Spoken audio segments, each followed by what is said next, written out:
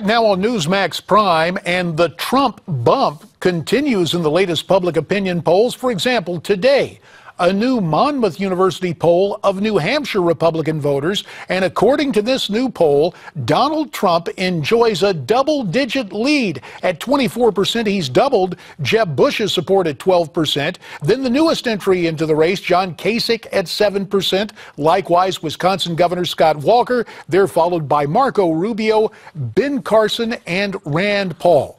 For more, let's bring in our panel. From Newsmax New York, radio and TV commentator Ellis Henican, and joining us via Skype, Eric Schiffer, the chairman and CEO of Patriarch Equity. Ellis, your take on this latest poll. What does it say to you that party favorites like Jeb Bush and Scott Walker are far behind Donald Trump? No, it's just that Donald is going to be with us for a while. He's going to stay in the race. He's going to have a good, solid spot in the debates, and most likely he's going to hang around for a good while, maybe even until November of next year. It puts a big sloppy smile on my face because I think he only helps Dems, right? He makes the Republicans seem extreme. He drives away Latino voters. He brings a harshness to the race that in the end helps Hillary Clinton. Well, it's interesting you take that point of view, Ellis. It's not totally unexpected. Eric, on his radio show earlier today, Rush Limbaugh says Trump is soaring in the polls because the people of this country are understandably fed up with Republican leadership. Do you agree with Rush's assessment? Absolutely. They're angry. They're upset. The leaders have failed in their view. They are all talk, no action.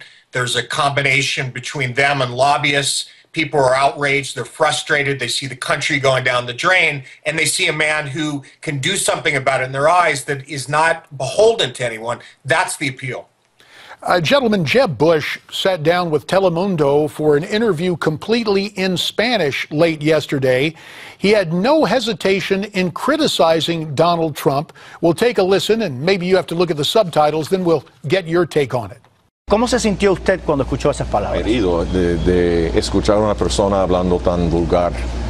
There is Jeb Bush saying he was upset hearing Donald Trump speak about illegals in, quote, such a vulgar fashion.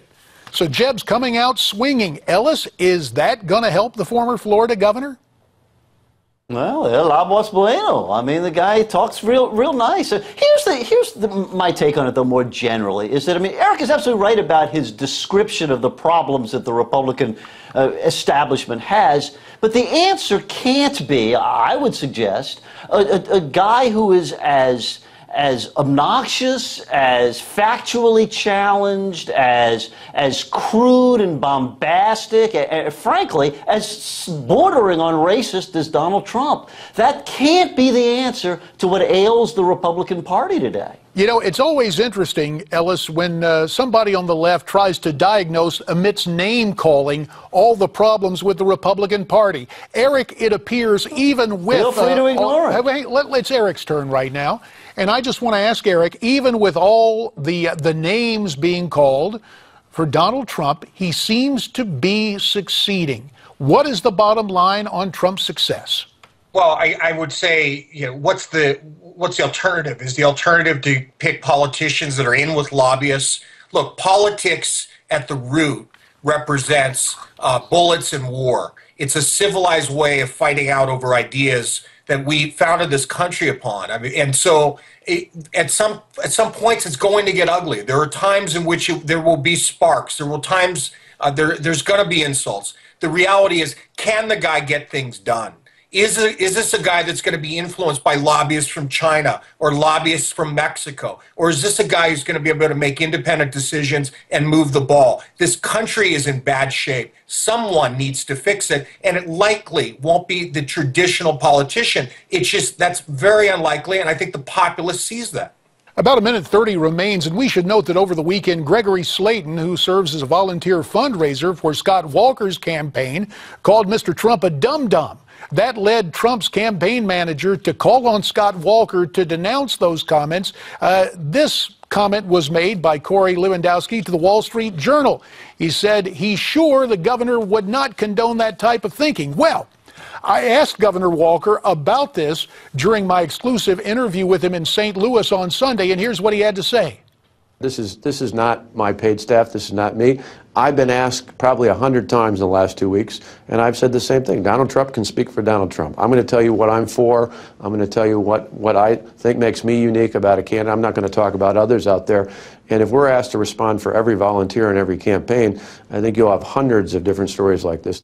Now, you know, it's interesting, Eric, because it seems those campaigns kind of switched positions. Trump's spokesman asking for an apology, Scott Walker saying, nah, I can't be responsible for everything a campaign volunteer might say. Your take on that, Eric, about 15 seconds.